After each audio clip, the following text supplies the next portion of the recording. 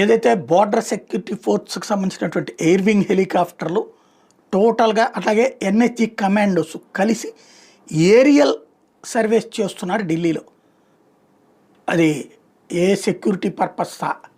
ఎందుకంటే వాస్తవంగా మాక్ డ్రిల్స్ నిర్వహించాలి, పబ్లిక్ని ప్రిపేర్ చేయాలి.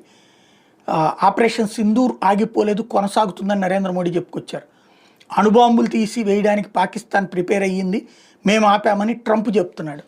అణుబాంబుల బెదిరింపు కారణంగానే ఆగింది అని ఒకవైపు, లేదు మాకు సంబంధించినటువంటి ఆంక్షల వల్లనే, వాణిజ్యాంక్షల పేరు చెప్తేనే భయపడి ఆగారని మరొక వైపు ప్రచారం చేసుకొచ్చాడు ట్రంప్. తద్వారా ఈ రెండు రకాల కాన్సెప్ట్లో ఏది నిజమో తెలియదు.